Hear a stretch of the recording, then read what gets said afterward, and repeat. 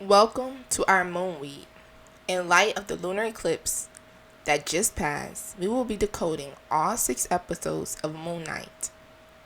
So stay tuned. This scene in the beginning of the episode, we see a man pour glass into his sandals and put them on. He did some type of ritual before smashing the glass and pouring them into his shoe.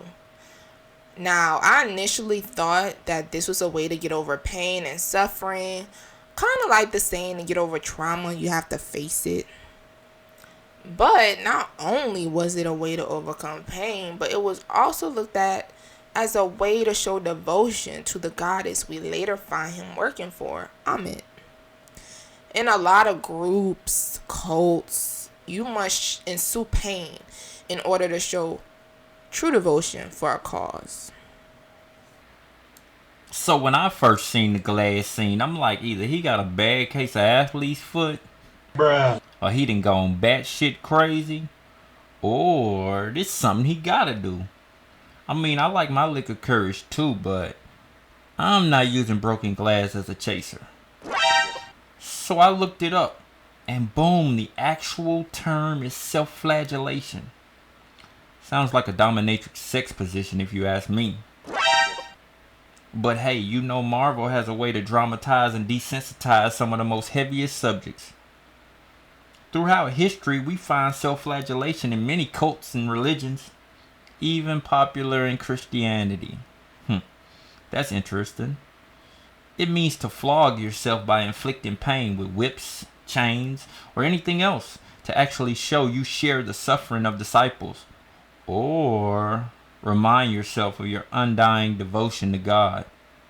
According to the history books, this was common in the cult of Isis, which is further depicted later.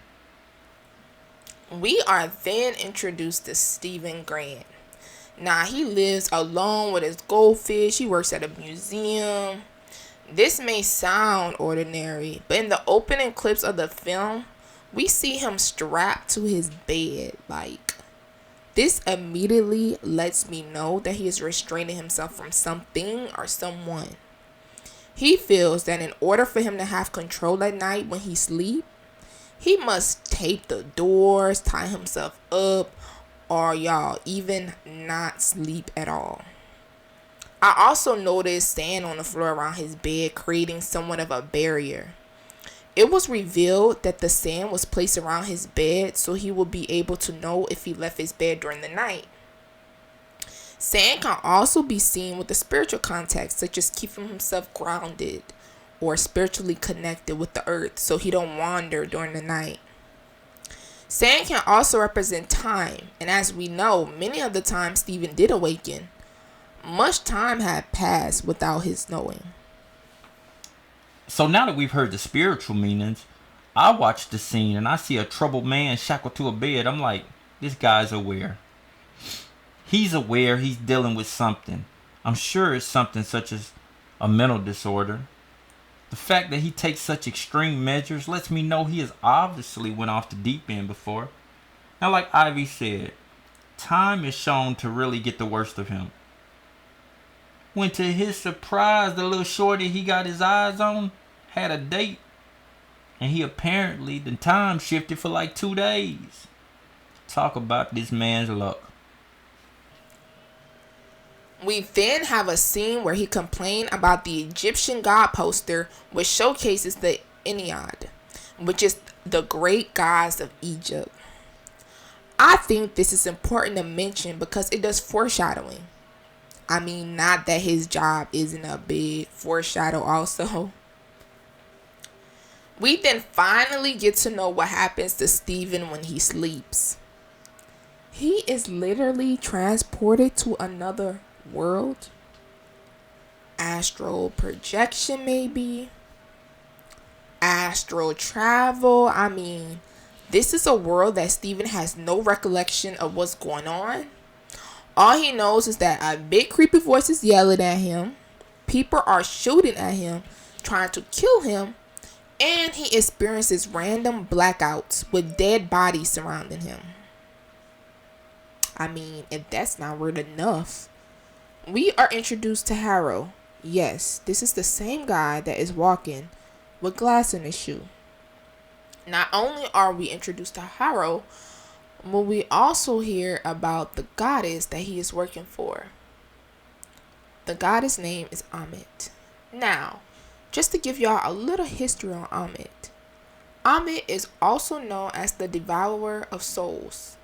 She is a goddess, or sometimes labeled a demon in Egyptian mythology, who sits beside the scales of Mayat and only devour the souls of those who are not righteous or worthy.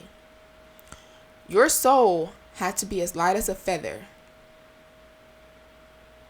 Her image was seen as a reminder to always live a righteous life, or your soul will face her wrath. To be introduced to this Egyptian goddess, what is really going on in this world?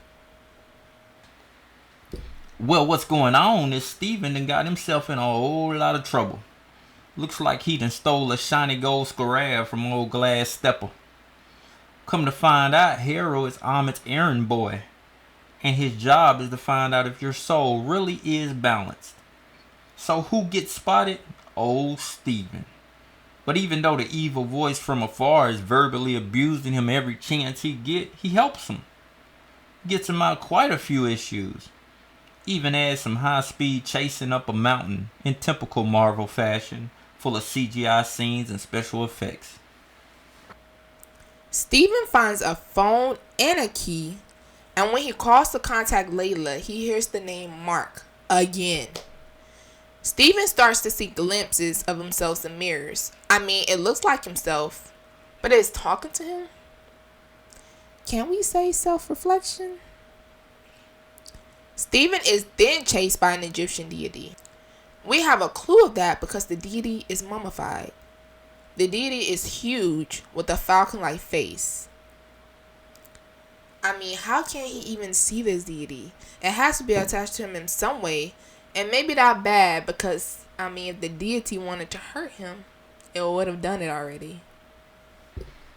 Or would it?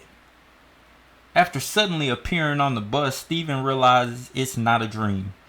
He first sees the mummy-looking deity, then as he gets off the bus, he sees Harold. Steven rushes into his job. He's cornered by Harold, who forces him to have his soul checked. Relieved he isn't banished, he sticks his chest out and he just storms out. But Harold brought the homie with him. He sicks what appears to be a combination of a man, mummy, and canine on Steven. The creature chases Steven all the way into a bathroom which is surrounded by reflections, as if trying to figure out who he is isn't hard enough as it is. So when the figure gets just close enough to devour him, what is it that we see? It appears to resemble Anubis. Well, ain't that interesting? Yes, the dogs did resemble Anubis. Unfortunately, because the dogs were vicious and Anubis did not seem vicious in that way. Anubis is the Egyptian god of the dead. He helped leave souls to the underworld. Respect to Anubis. So y'all, eventually, Steven had to let Marc in. We see the costume reveal and the power that Marc possesses. I do really love this part of the episode because it shows Steven surrendering to a part of himself to get out of this situation. He maybe sees that he needs this other personality to help them in the ways that he may lack or is just unaware of. Okay, after this episode, what is next for Moon Knight? Join us for episode 2.